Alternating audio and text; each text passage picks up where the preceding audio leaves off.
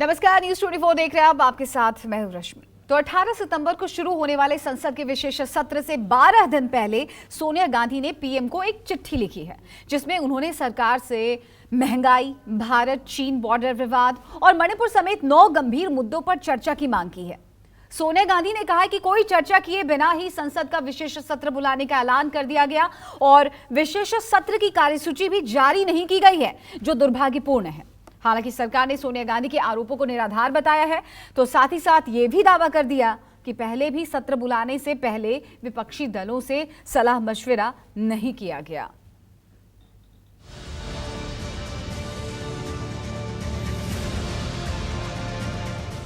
सिर्फ मोदी चालीसा के लिए नहीं हम बैठने वाले हैं।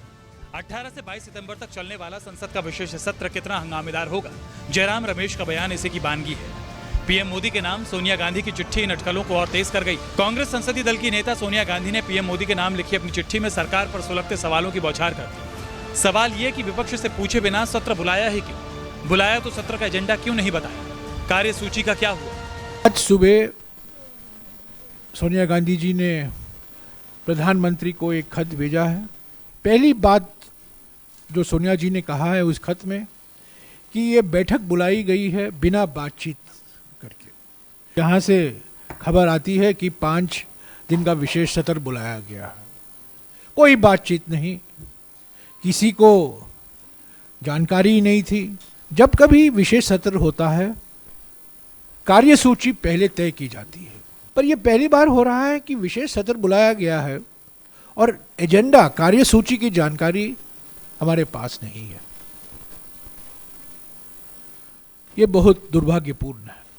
प्रधानमंत्री को लिखे पत्र में सोनिया गांधी ने संसद के विशेष सत्र के दौरान 9 मुद्दों पर चर्चा कराने की मांग की है। सोनिया की मांग है कि स्पेशल सेशन में जरूरी चीजों की बढ़ती कीमतों और मौजूदा आर्थिक स्थिति पर चर्चा हो, बढ़ती बेरोजगारी, बढ़ती असमानता, छोटे और लघु उद्योगों के संकट पर चर्चा हो, न्यूनतम समर्थन मूल्य एमएसपी और किसानों के दूसरे मांगों पर भारत सरकार के वादों पर चर्चा हो, अडानी बिजनेस ग्रुप को लेकर हुए सभी खुलासों की जांच के लिए संयुक्त संसदीय समिति बनाई जाए, मणिपुर में संवैधानिक व्यवस्था के फेल होने और वहां के लोगों की दिक्कतों पर चर्चा हो, हरियाणा सहित दूसरे राज्यों में बढ़ते सांप्रदायिक तनाव पर चर्चा हो, लद्दाख और अरुणाचल प्रदेश की सीमाओं पर चीन की तरफ से हमारी संप्रभुता को लगातार दी जा रही चुनौती पर चर्चा हो, जाति जनगणना की तत्काल आवश्यकता पर चर्चा हो, केंद्र और राज्य के बिगड़ते संबंधों पर चर्चा हो, कुछ राज्यों में बाढ़ और सूखे के कारण प्राकृतिक आपदाओं से हुए नुकसान की चर्चा हो। सोनिया गांधी ने अपनी चिट्ठी के जरिए पीएम मोदी को यह बताया कि विपक्षी दलों को विशेष सत्र के बारे में कोई जानकारी नहीं है, लेकिन विपक्ष इस सत्र में हिस्सा लेगा क्योंकि उसके लिए लोगों के मुद्दों को उठाने का यह मौका है और यही वजह है कि उन्होंने विपक्ष की प्राथमिकताएं भी बता दी। लेकिन सत्ताधारी पार्टी ने आरोप लगाया कि सोनिया गांधी बेवजह विवाद पैदा कर रही है। संसद का सत्र बुलाना सत्र का अधिकार है।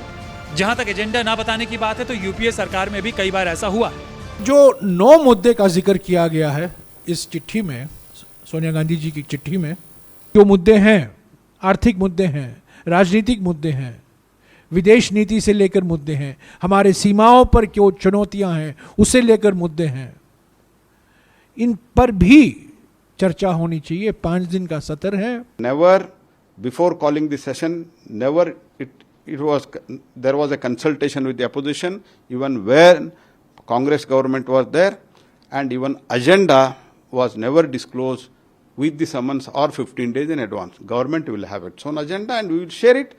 Whenever there is a business advisory committee, there we will share it. Whenever there is a floor leaders meeting, there we will share it. And this is happening from their time. सत्र में क्या चर्चा होने वाला है, क्या agenda है, क्या बिजनेस होगा, वो परंपरा से, चाहे सरकार किसी भी पार्टी की रही हो, परंपरागत जब सत्र शुरू होने वाला होता है उसके पहले या तो बिजनेस एडवाइजरी कमेटी या फ्लोर लीडर्स की बैठक में इस पे चर्चा होती है। बहुत ही दुख की बात है कि श्रीमती सोनिया गांधी जी, कांग्रेस पार्टी और विपक्ष ने इसको भी राजनीतिक विवादों में डालने की कोशिश की है। कांग्रेस पार्टी के पास कोई विषय नहीं है, वो विषयहीन है। सोनिया गांधी के तेवर का इशारा यही है कि भले ही सरकार अपना एजेंडा ना बताए, लेकिन विपक्ष जनता की सबसे बड़ी पंचायत में जनता के सबसे बड़े सवालों पर ही कायम रहेगी, सरकार से हिसाब मांगेगी, महिला आरक्षण पर भी मोदी सरकार से जवाब मांगेगी। Sonia Gandhi ji has always voiced for the women's reservation, and it was passed in Rajya Sabha in the UPA time. And but in Lok Sabha we could not pass because we are not having the requested number, and there were people who were against it. For 9.5 years, Mr. Modi has kept that women's reservation bill in cold storage, and if whenever Mr. Modi his government brings that bill to the Lok Sabha, Congress party and India bloc will be happily accepting it. संसद के इस विशेष सत्र को लेकर सिर्फ कांग्रेस ही नहीं, समूचा विपक्ष सत्ता से बिफरा हुआ है। मंगलवार को हुई इंडिया अलायंस की बैठक में विपक्षी नेताओं ने खुलकर सरकार के खिलाफ अपनी नाराजगी का इजहार किया था। ये आरोप लगाया था कि ये सरकार ना तो पारदर्शी है, ना ही जिम्मेदार है। सरकार ने सत्र के एजेंडे को लेकर कोई जानकारी नहीं दी। ऐसे में विपक्ष का सत्ता राग सुनने जाएगा। एक आम सहमति है कि जो मुद्दे हैं, आर्थिक मुद्दे हैं, राजनीतिक मुद्दे हैं, विदेश नीति से लेकर मुद्दे हैं, हमारे सीमाओं पर जो चुनौतियां हैं उसे लेकर मुद्दे हैं, इन पर भी चर्चा होनी चाहिए। 5 दिन का सत्र है, 11 से 6 बजे तक चलेगा। सिर्फ मोदी चालीसा के लिए नहीं हम बैठने वाले हैं। संसद के विशेष सत्र का आयोजन संसद की नई बिल्डिंग में होगा। हालांकि सूत्रों के मुताबिक विशेष सत्र 18 सितंबर को पुरानी संसद में ही शुरू होगा, फिर 19 सितंबर को गणेश चतुर्थी के मौके पर नई बिल्डिंग में दोनों सदनों की कार्यवाही शुरू होगी। ऋषिकेश और कुमार गौरव के साथ रमन कुमार, दिल्ली, न्यूज़ 24।